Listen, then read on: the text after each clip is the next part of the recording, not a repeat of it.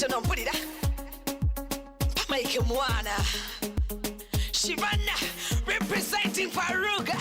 Welcome back to the 𝒒𝒒𝒒𝒒𝒒𝒒𝒒. She said what she said. She said what she said, and we are back with another one. Back with another episode. Another one. Yes, my friends only call me Ama, and in studio with me, I am always and always surrounded with beauty. Nice to meet me. I'm about to say what I'm going to say. My name is Electra Sky, the young, rich, lesbian socialite. Yeah, the socialites. Yo, nice to meet you, 𝒒𝒒𝒒𝒒𝒒𝒒 kings and queens. My name is 𝒐𝒑𝒚𝒓𝒊𝒈𝒕. I am an HIV and mental health advocate. Nice to meet you. To meet you. Welcome back to studio. Is my name. Lover of females. And the diva. And the diva. Gazelle, lover of female genitals or female general. My name is the blender, the human blender that loves to mix a lot of sweet juices into one cup of sweet chocolate. That's a usual suspect. Sweet chocolate. Yes, and today we are back. We are still in the spirit of the 16 days of activism, right? Yes, we left off saying that we are going to have our orange fabrics on. Yeah, the underwear is orange, just not saying it. I hope so.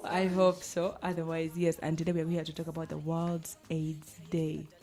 Now, this day is always maybe celebrated, or it was designated for the 1st of December every year.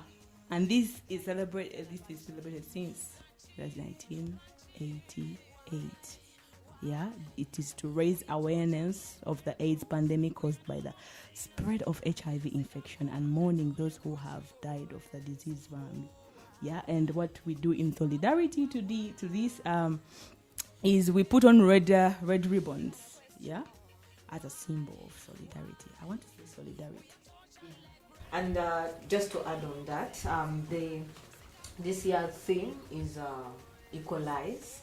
And Equalize is a slogan that is a call to action, and purposely is to increase availability, the quality, sustainability of services for HIV treatment, reform laws, policies, ensure the sharing of technology to enable equal access to best HIV sciences between communities and between the global south and north.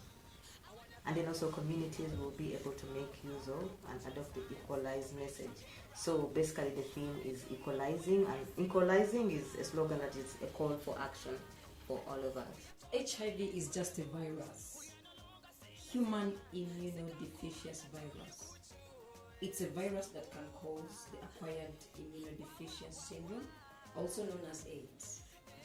HIV attacks the body's immune system and thereby destroys the body's natural defense against any infections. Yeah. And I came across some statistics. That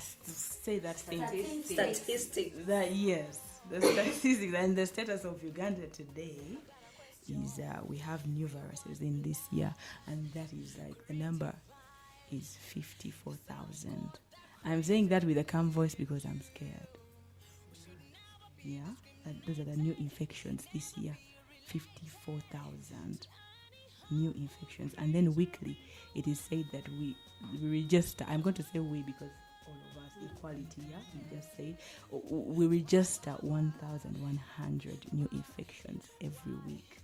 And it's scary because the age group is from 15 years to 24 years. Those are the most newcomers. And the biggest percentage of the 54,000 is women, because women take a percentage of 64% to that number. Yeah, I'm just curious about that report. The fact that we have 54,000 new infections, and weekly they are registering 1,100. That means there are more than just the 54. Unreported, yes. That's the only number that they tracked to put to record. Yeah, it takes us back to the theme where they're saying we're putting ourselves to test, to achieving equity to end HIV virus. It is important to know these numbers, just to look to your left or right and best know the person you're sleeping with or you're sharing things with. Alright, it is important to the World AIDS Day is important because it reminds the public and government that HIV has not gone anywhere. We still live with the enemy. The pandemic is still out there, and there is still increase in awareness and raising money, mostly for LBQ women, because we are most at risk, and somehow we are invisible. Somehow the world thinks maybe like LBQ women are safe, and also as LBQ women, we think that we are safe from contracting. Okay, yes. So I want to know from you guys, why do you recognize this day from a personal perception? World AIDS Day to me is a day when everybody gets together in advocacy, in awareness, in organizing, and look after that person living with HIV in their diversities. But as we're talking about LGBTQ women, it's very important for us to understand that the virus is out there to catch us. We are not invisible to it, so the day reminds us to be aware and also to remember those folks that have passed on because of the virus. Rest in peace. Yeah, rest in peace. Also, I recognize the day for myself because I want to do more. I want to be a part of the journey to ending HIV. Yeah, so I don't want to be ignorant about everything that is related to HIV and ending it. By the year, I don't know, 20 what was. We always say that, yeah. But So it's the lesbian socialite again, and for me, commemorating World AIDS Day means a lot to me. A lot to me as a peer educator who has worked around and worked with people with HIV, offered services like this. It means a lot to me. Also, someone who has engaged with people living with HIV. For me, this day is a harsh reminder that up to now in Uganda, LBQ women, when it comes to health financing statistics, we are not accounted for in the national database. And it's not even because that information is not there. I remember working as a peer back in 2020. We used to report at IDI, Infectious Disease Institute, and they told us that's like that data we submit is the one they give to Ministry of Health, so that we can also be accounted for in services. But why is it up to now? When we look at national statistics, we are still nowhere to be seen. So that means we are literally living in a country where we are non-existent. So for me, this day really was like a reminder on that, and as an advocate as well, it's a reminder that we still have a lot of work to do, a lot of advocacy to do for visibility for LBQ women living with HIV/AIDS, those that have been infected, affected, everyone. Thank you. Like you've heard about the statistics, our data missing today for me, being 1st of December. I hold myself accountable in the fight and response to HIV pandemic in Uganda. As an LBQ woman, as Stalin has said, that our data went to the IDI and then our statistics went missing. So today I hold myself accountable for the part I'm playing in the universe to end HIV through accessing and also increasing access to medicines and therapies. So today basically is a day where I celebrate my involvement in participating against the end of HIV in Uganda. And in addition to Mystic, this day to me is more of recognizing and appreciating resilience mostly within LBQ women living with HIV, the resilience for adherence, for the acceptance, and for also being exemplary to others that are in fear of discrimination, fear to come out, to receive testing, to go for HIV testing and also treatment. So today is I uphold anyone that is on adherence, that is keeping up to their treatment and care. Thank you, Mwebale Kumida Dagala. Thank you for taking care of yourselves. Thank you. We stand with you. Yani, yeah. Going back to the theme. Yes, we are putting ourselves to test to achieving equity to end the HIV virus. Yes, this day is important because it is reminding us, the public and the government, that HIV is not going anywhere. There is need of increase in awareness and raising money, mostly for LBQ women. Yeah, yes, because as Electra Sky said, we seem invisible. The data is missing, however much we are putting the data right there. Yeah. Just to add on that, I had an opportunity to be in a space of Uganda AIDS Commission, and we were presenting different transmission modes within the KP population, and we got to see that as LBQ there is a challenge of language. They wouldn't recognize LBQ, these are lesbian, bisexuals, queer women, but they can recognize women who sleep with women. Because if you have to see, when it comes to the tracking tools, gay men are referred to as men who sleep with men.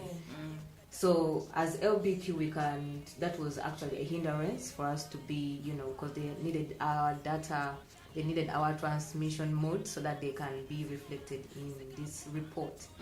So the change of language, also the language actually, I think, partly contributes to the inclusion when it comes to being invisible. So I think we are women who sleep with women in the statistics and also in national programming, probably. Language or no language, still noise has to be made because we will say women who sleep with women, or LBQ. I think this is not so difficult to put in the statistics. Like lesbians, 100 lesbians contracted HIV today. Because they think it's a phase, you're gonna come out of bed today. I need us in studio today to tell them how LBQ women transmit, as I mean how the modules of contraction, how LBQ women can contract HIV, how women who sleep with men with women.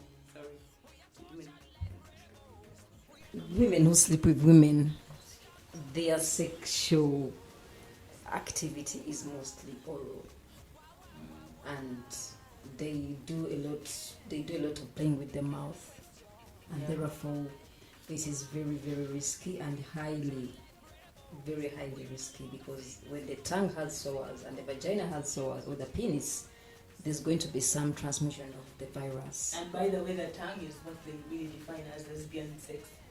Yeah. Yes, that is not so true, but 100% of lesbian sex is leaky.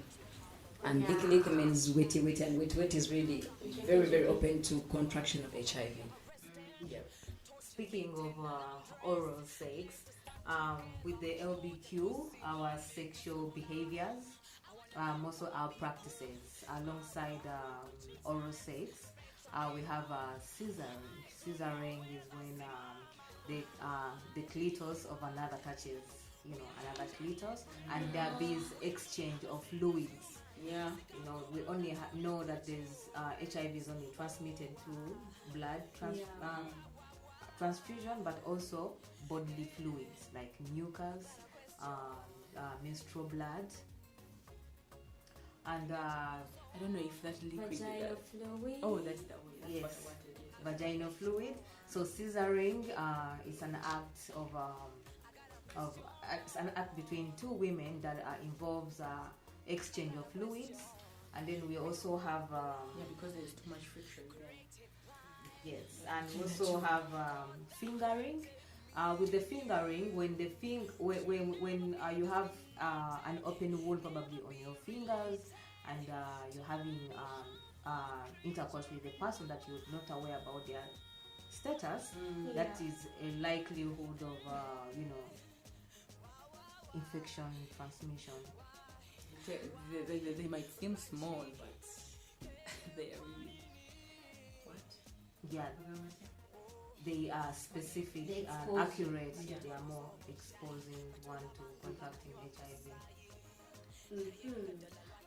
Other modes of transmission, we sharp objects, for example, shavers. We lesbians, we usually don't have mind too much sharing love, yes, things we have with too our much partners love. when we love them. But please kindly let's avoid sharing these things. The ones I'm going to mention: shavers, razor blades, toothbrushes. Mulekera okusa obusinya bwa baby bwamwe. Baby bamwe. Bloody gums, yeah. And then also pins, sharing like these ear pins. It might look like something really harmless, but then also there is what we call as kutamukago. My fellow girls, that's how we get married. you can relate with me. Even between okwesuubiza ebiragiro netwesuubiza nga we are going to love each other even in death. Our ghosts will be in love, and then we cut ourselves, and then over you drink the blood, over you what? So you cut your finger. There has to You be put in your mouth. You that's put in your what- mouth, and then you cut your finger as well. I put in my mouth, Yes. and then we share DNA. Yes, and then we'll be in love forever and ever. You guys, let's stop. Like those practices I've mentioned, kutamkago, sharing these things, they are very dangerous. Thank you. Yeah, temutandika banani. Yawula safety measures and the love. Sex toys, banani. Sex toys are sweet, they're nice to use, but do not share them when they're not clean enough. You put it in the other woman, you put it in the other one. And the common factor here is not knowing the person's status. Yeah, so please wash those dildos, sanitize them, wear a condom on the dildo. Mostly our cost plastic banana. Plastic dildos, if you can afford the silicone one, over you go for a bit. But get those sex toys that are unique and they're advanced, and put a condom. And be clean. Be extra clean. Yeah, also adding those anusex. It's nice, it's pleasurable, but when it's rough and when you're not lubricated, it's gonna tear, and you don't know the person's status. So you want to. It's called trimming. Is it called what? Trimming. Yeah, where you want to go. Yeah, please. Maybe wear a condom on your tongue. But yeah, cautiousness, just.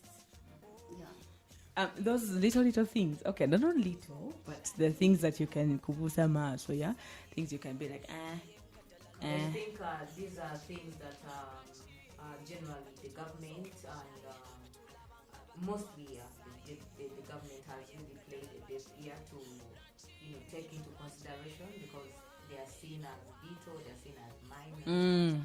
So there's no much. But the government tuja bafako. But also, the funny thing is, heterosexual women do these things with their husbands. Most of these things. Yeah, the BJs. And The then anusex. the anusex, The yes. rubbing, everything they do, but I don't know why they have to exclude the LGBT woman. Alright, as we think of our sex positions and what we use in our sex, let's be right back. I've got a question.